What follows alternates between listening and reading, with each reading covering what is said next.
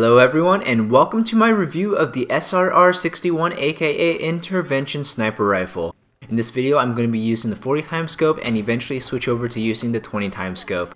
First I'm going to discuss my experience using these two scopes and then I'll talk about the overall utility of the Intervention. Many viewers have been asking me to compare the Intervention with the M98B and I will cover this in my next sniping video once I have more experience with the M98B. Now, whenever I use the 40x scope, I can never stop laughing. The zoom level is absolutely hilarious. In all of these engagements, I'm way too close for the 40x scope to be a viable option. Any 40x scope under 350 meters engagement distance is a troll loadout.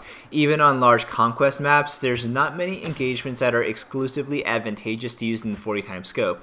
Some of it might be on my end because I need to learn the maps better, but we don't have a map yet that's like Bandar Desert or Alborz Mountains from Battlefield 3. Caspian Border and Operation Firestorm are both coming back in the Second Assault DLC though. Golmud Railway might be big enough to take advantage of the 40x zoom, but there's not as many good lines of sight. Paracel Storm is really bad, you have poor visibility even before the storm hits. Siege of Shanghai is okay because you have some roof-to-roof action, but only before the skyscraper collapses because the dust cloud makes visibility really bad. I definitely will revisit 40x scope sniping once I am more familiar with the maps. The China Rising expansion is supposed to have larger scale maps, and again Firestorm and Caspian Border remakes are coming. The biggest problem you have using the 40x scope is acquiring targets and keeping them in sight while zoomed in. You have a much narrower field of focus compared to lower zoom scope levels. The best way to use the scope is to hard scope. I don't really like the term hard scope, but for lack of a better term, I'll use it in this context.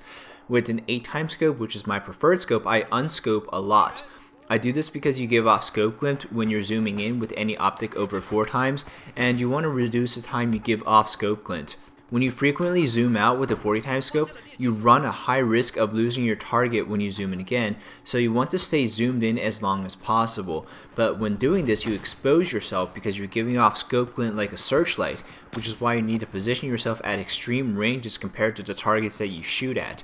Now with the 20x scope, you have a much more manageable zoom level than the 40x scope, but the zoom is still way too high for most engagements. Also, it's worth noting that you see a lot of pop-in and flicker when you're using the extreme range scopes. I have a decent computer, I put some work into it, and in my in-game settings I set my network smoothing factor to 25%.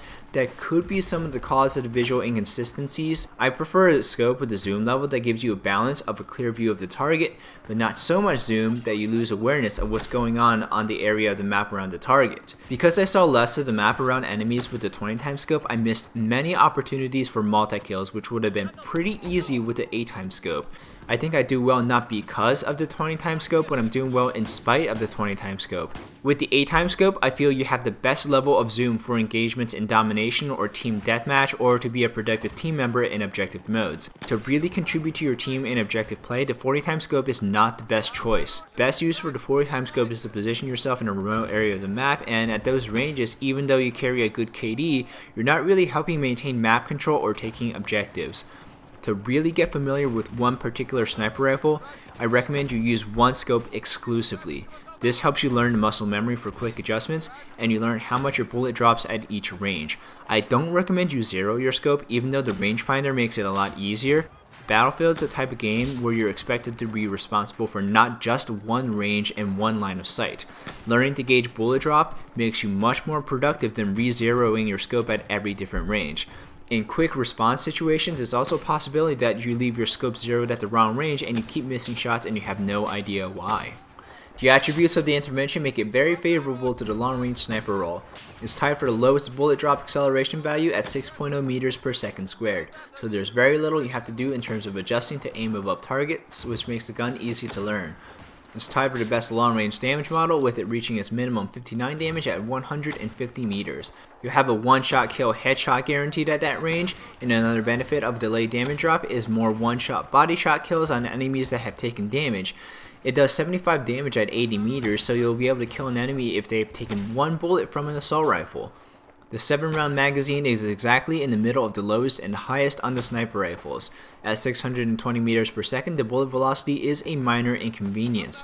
The Scout, the FYJS, and the M98B all have faster bullet velocities. But you might be asking, really, how much of a difference is 30 meters per second when compared to the M98B's 650 meters per second?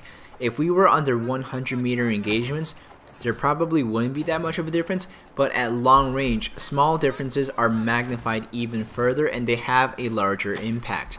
This goes for any variable, not just bullet velocity. The rate of fire is tied for slowest at 40 rounds per minute, so this means more time in between follow-up shots, and with the bullet velocity, it'll be slightly harder to hit moving targets at long range compared to the M98B, so you have to be more selective on what targets to shoot. In summary, the intervention is a solid choice as a long-range sniper rifle. You have to make minimal adjustment for bullet drop, and you have a chance for more one-shot body shot kills on weakened enemies with the high damage drop-off range. Thank you very much for watching this Battlefield 4 weapon review. I hope I helped you improve as a sniper. Leave a like rating if I was informative. Be sure to subscribe to my channel for more Battlefield 4 gameplay. My name is David and I'll see you next video.